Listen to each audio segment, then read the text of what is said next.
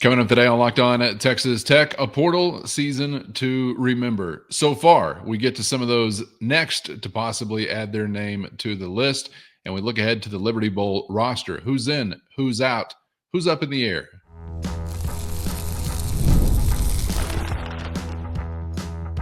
You are Locked On Texas Tech, your daily podcast on the Texas Tech Red Raiders. Part of the Locked On Podcast Network, your team every day. Great to be with you again on Locked On Texas Tech on the Locked On Podcast Network, your team every day, always free and available on YouTube or anywhere you get podcasts. And thanks as always for making us your first to listen. Today's episode brought to you by the College Football Playoff. It's here, baby, and you don't want to miss a moment of the action.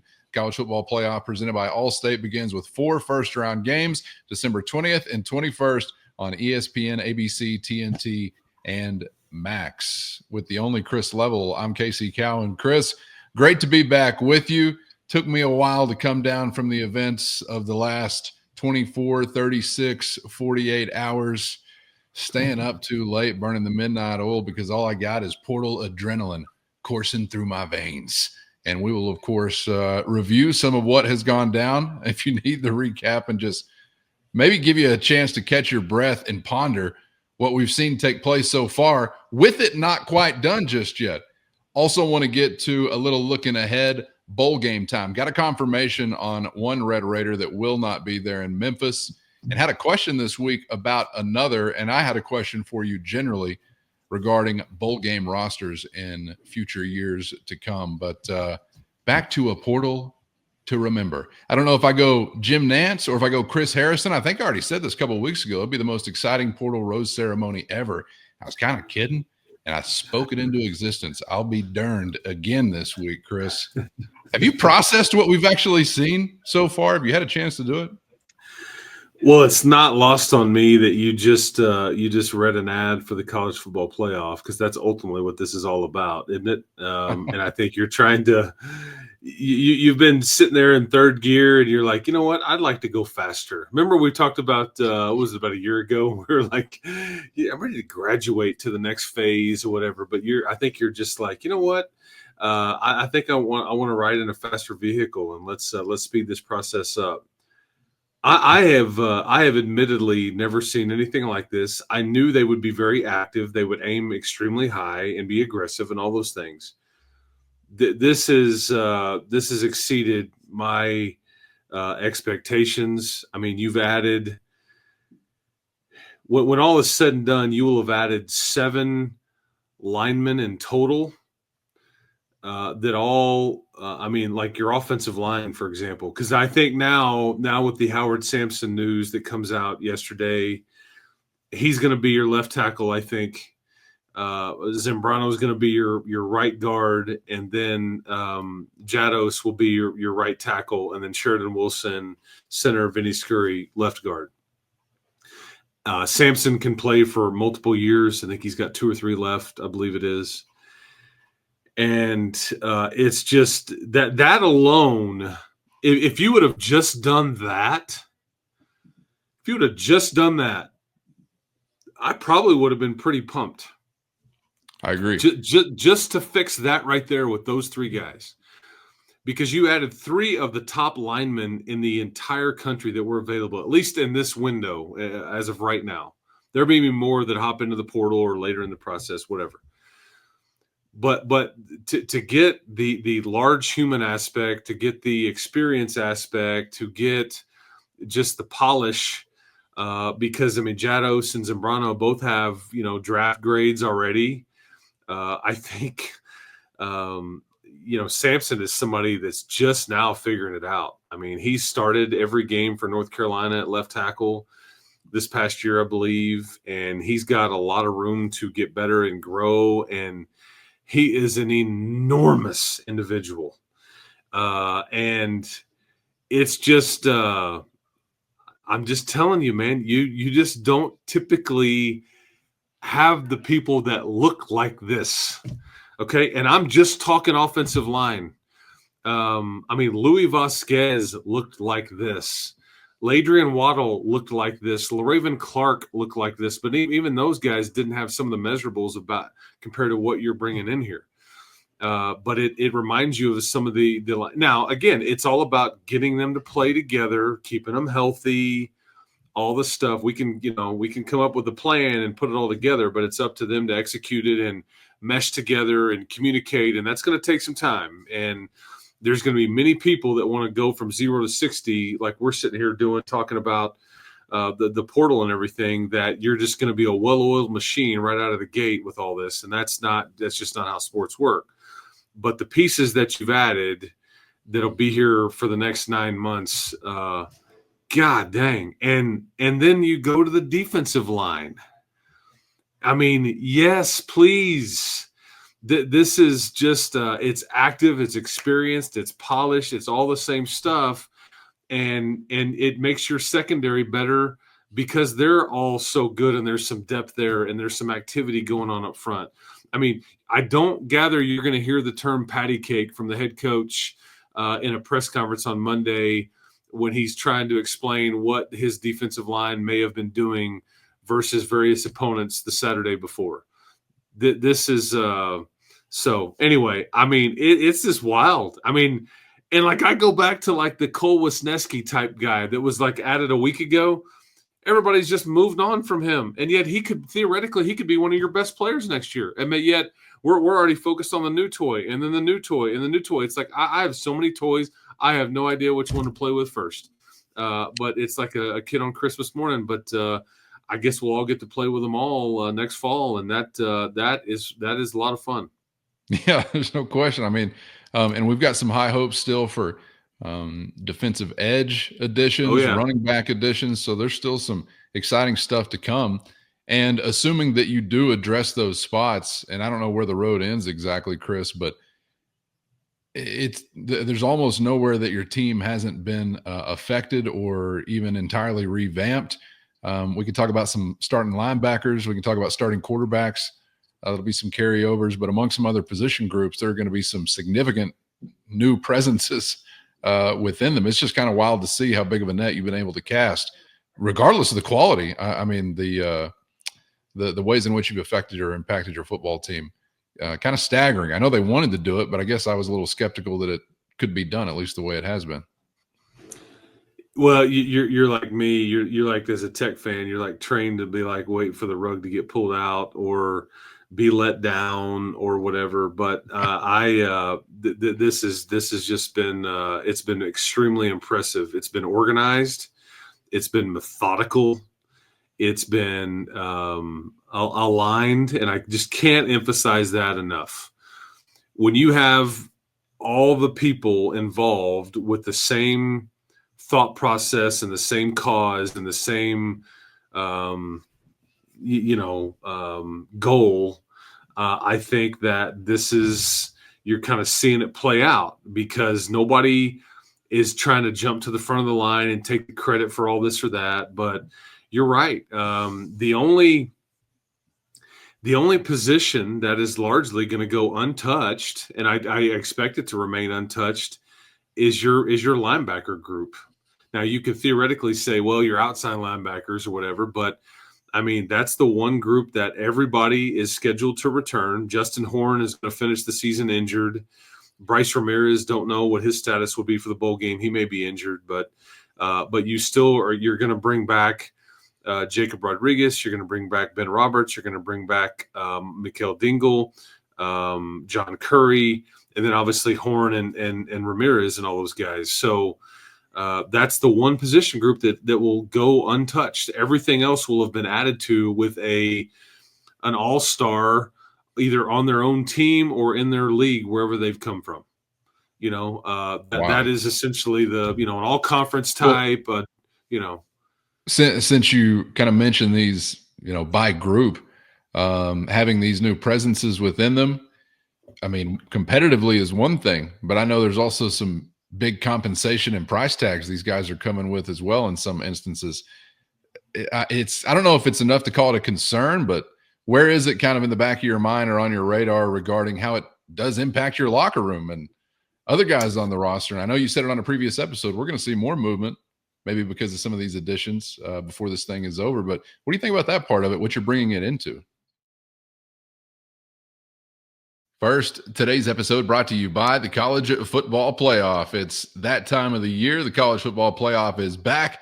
And with the newly expanded 12-team format, it's guaranteed to be bigger and better than ever, bringing you all the hard-hitting and high-flying excitement that you love. TNT sports coverage of the College Football Playoff begins December 21st, starting with the College Football Playoff kickoff show presented by AT&T at 11 a.m. Eastern. Leading into our first matchup, the SMU Mustangs battling the Penn State Nittany Lions at noon. Then the Clemson Tigers look to upset the Longhorns in a showdown at 4 p.m. Eastern. Don't miss a moment of the action. Watch the College Football Playoff presented by Allstate, live on TNT, True TV, TBS, and Max.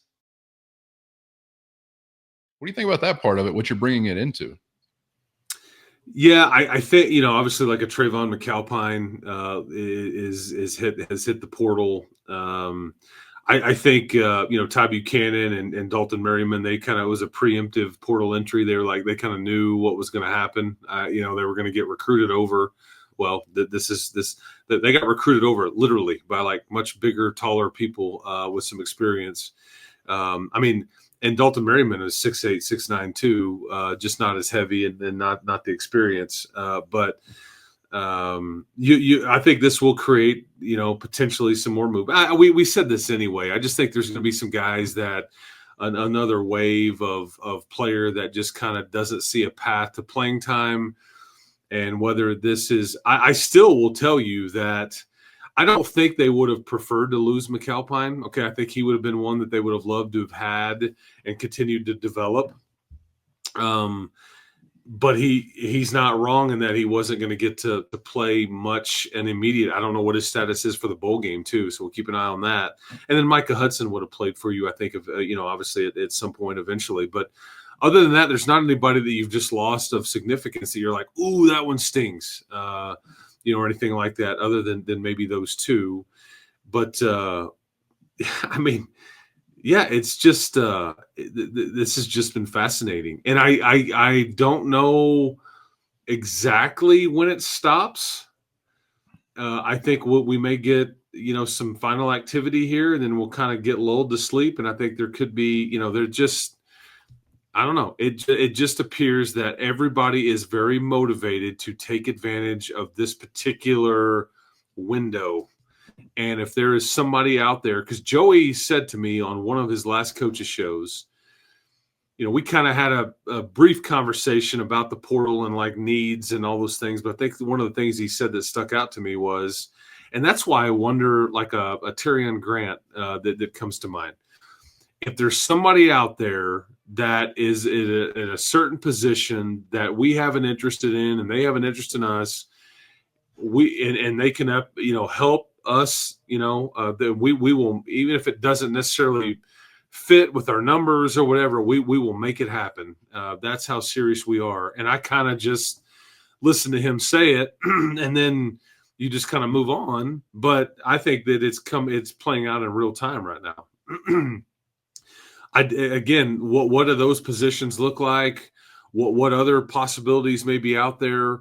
What do you have to react to if other people do leave your roster or anything like that? I'm not real sure but I just appreciate the way they've gone about this, because it's been extremely organized and a well-oiled machine.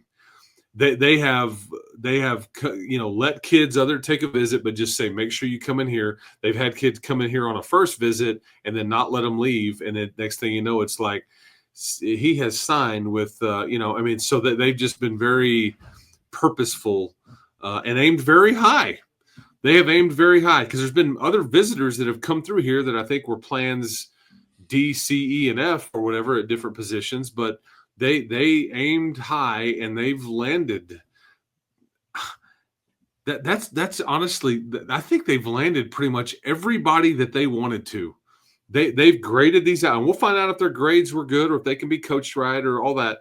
Mm-hmm. They've gotten their first picks at pretty much all these positions. And that's what's crazy about this, because it's not like you're settling or you have to, pivot and do this or that. I mean, they've identified And I think that if they get the defensive end that they want and the running back that they want, they will have done that same thing. They will have targeted who they wanted and landed exactly who they wanted. And that's been as equally as impressive with some of this. And I don't know if it just worked out that way. I'm not in the day-to-day or the minute-to-minute. You have no way of knowing, like, okay, what twists and turns were going on behind the scenes. But it's going to end up working out to where they were able to land pretty much everybody that they would have wanted. And probably not very cheap either. Who am I to question it? That's God's plan, homie. Take it up with the big man if you don't like it. Yeah. Chris, there is no like definitive line where we can say, okay, this picture is now complete, but you kind of feel like some things are filling up within some certain groups. But I guess the edge and a ball carrier, maybe the next two that are sort of percolating right now. I thought you were done at 2 corners. You've added 4. Right. I thought you were done at 2 D tackles. You've added 3. I still wonder, depending on what it looks like with like a Brady Boyd or a Jordan Brown, if you wouldn't dabble in maybe a receiver, maybe just dabble. I don't know. Although I do think you do like a lot of the youth, receiver on your own roster and all that. But yeah, I just don't want to rule out anything at this point, because I think that they have shown that what I said, if there's somebody out there that makes us better and it's a fit, regardless of how it may fit with our current numbers, we're going to attempt to make that happen. And so I'd love to sit here and tell you when or how or where it stops, but I don't think we ultimately know that. And there are things off into the future that we can't envision just yet. And there may be a day or two where you go, ooh, don't like seeing that announcement. That sucks. Because you want your cake and eat it too. You want the old guy ready to go right now, help you go win, but you also want the young guy that you feel like is yours and you want to develop and all those things. And some of those guys may go, man, I'm ready to see the field a bit quicker. I don't know. So we'll just kind of see what happens. But yes, running back and an edge, and they played at USC and at Georgia Tech last year. That's not really any new news, but those would be your focus at this point. But there are some other options. I don't believe you're on a running back that played at Maryland. I think that's not accurate information, but we'll just kind of see what happens. But I think that things look pretty good with those other two. All right, man. Exciting stuff, and some more exciting stuff to come. There's no doubt about that. As for some of the guys on campus right now and something else, you mentioned the future. In the future, there's a bowl game that's set to be played. Today's episode brought to you by FanDuel. Get ready to tackle all the action with FanDuel, America's #1 sports book. And right now, new customers can bet only $5 and get $150 in bonus bets if you win. The FanDuel Sportsbook app gives you everything you need to place live bets on the NFL and a whole lot more, all in one place. So when you get a hunch, a gut instinct in the middle of the game, you can check out the latest stats, view live play-by-play, and so much more, all on the same page where you place your bet. Just visit FanDuel.com to join today, and you'll get started with $150 in bonus bets if you win your first $5 bet. That's FanDuel.com. Never waste a gut feeling again, and make every moment more with FanDuel, an official sportsbook partner of the NFL. Today's episode brought to you by PrizePicks. Testing your skills on PrizePicks this football season is the most exciting way to play daily fantasy sports and the best way to spice up any game, anytime. You think you got what it takes to win up to 100 times your money? All you got to do is select 2 to 6 players, pick more or less on their projected stats, place your entry, and boom, you're ready to roll. PrizePicks is not only the best way to get action on sports in most states, including Texas, but PrizePicks also puts their members first, so all withdrawals are fast, safe, and secure. When the picks hit, you can get your money in as quick as 15 minutes. With easy gameplay, quick withdrawals, and a giant selection of players, projections, and stat categories, it's no surprise that PrizePicks is the #1 daily fantasy sports app. So get in on the fun and the winning. and download the PrizePicks app today and use our code LOCKEDONCollege, and you're going to get $50 instantly when you play only $5. Again, that's our code LOCKEDONCollege on PrizePicks to get $50 instantly when you just play $5. You don't even need to win to receive the $50 bonus. It's guaranteed. With PrizePicks, run your game. You mentioned the future. In the future, there's a bowl game that's set to be played in Memphis, Tennessee. Red Raiders and Razorbacks will get together for the Liberty Bowl coming up December 27th. And we got some confirmation this week, Chris, that you would be without one Josh Kelly. I don't know how big of a question it is or was for Josh Kelly, if that's some, letdown for anybody out there. And I kind of feel the same way about Taj Brooks, who Juice Johnson, who's going to be at the wheel for the offense in lieu of Zach Kitley, was asked about this week. I don't even know if this is a question, but I guess we have not gotten a definitive answer just yet. Coach Johnson was asked about Taj Brooks and his status for the Liberty Bowl. Here is Juice Johnson. Not sure. That's a Taj thing. And so we will have a plan if Taj is playing, obviously. And then if Taj is not going to play, we'll also have a plan there. We'll be prepared in that manner. And those young guys have done a great job of always preparing the right way and being ready for their opportunity. So if Taj is there, if that's his decision, that's going to be great. Obviously, we'll be fired up. If he's not, the young guys will be fired up for opportunity, and I'm confident that they'll be prepared for their opportunity. Chris, foregone conclusion that we won't see 28 in Memphis? Is there a shred of a chance? Where are we at with 28? Well, I think, I guess it was, I don't know how this came to be, but I guess a spokesperson indicated that Josh Kelly was not going to play. I was at media days all day. His name never came up. Nobody told me anything.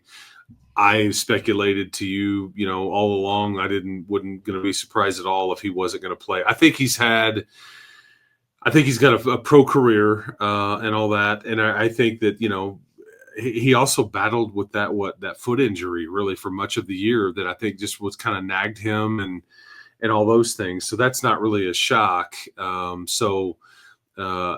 I think you can probably connect some dots with Taj Brooks. They're obviously not telling you it doesn't. I guess there's been no decision made, or they would tell you one way or the other. And so it sounds like they're planning for both. But I can't imagine that he would go into this deal going like at this point right now. I think they would already know he's in or he's out. Right. I think that he's either in practices and like planning to play and all that, or he's kind of just around, but not really fully, so they would already know if he's in or out, but obviously not ready to, because I think there was another point in that press conference where Juice goes, I think they asked him about backup quarterback because there's, and he wasn't ready to reveal what the thought there was either. And he's like, we'll let them figure it out. So this is like letting Arkansas kind of guess a little bit, but yeah,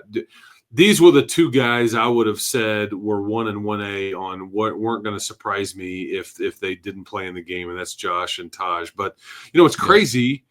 What's crazy is Colorado, I think, and we'll see. I think Shedeur Sanders and Travis Hunter are going to play in the bowl game for Colorado against BYU, and those guys are top 5 picks. I don't know if good on them, I would say. Yeah, and I don't know if they've got insurance policies. I mean, but I respect it. I completely agree.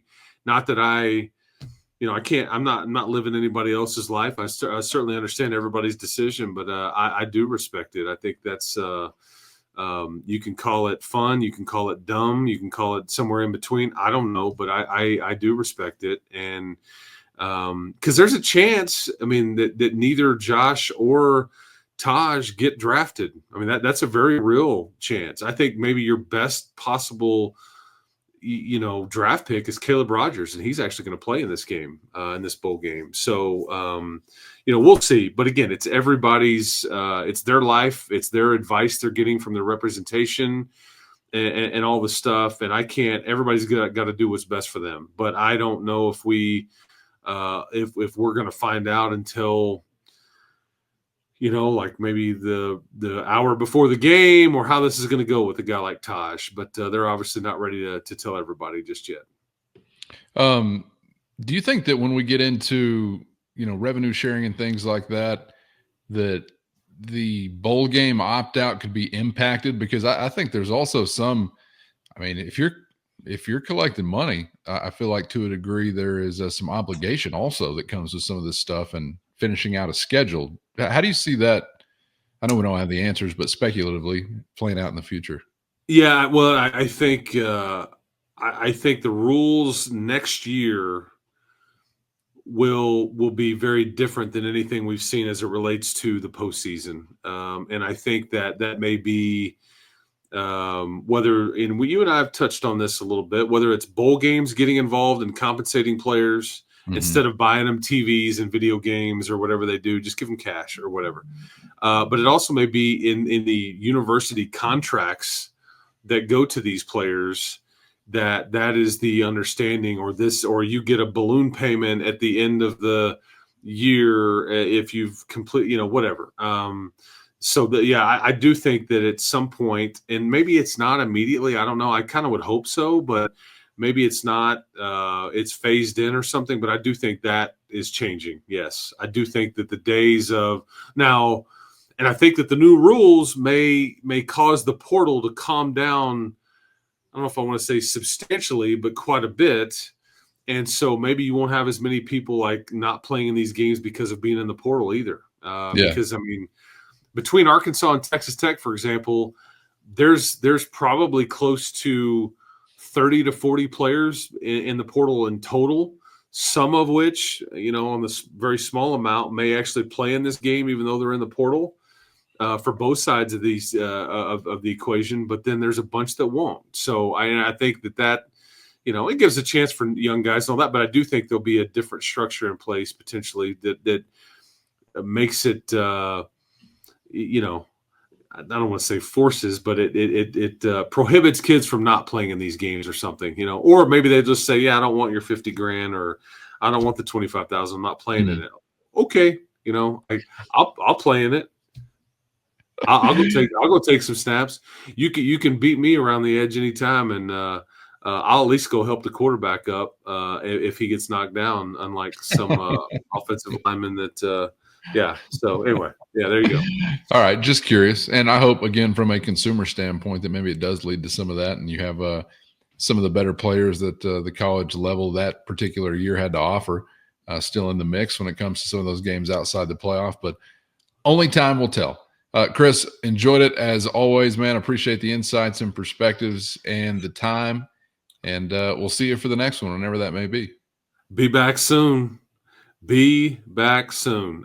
We will. And wow, what a week-ish it has been, I guess. I mean, you've added like a whole group of folk here that we'll get to know, and that are large and in charge and all those things. So anyways, we'll see if we can't keep the fun going, man.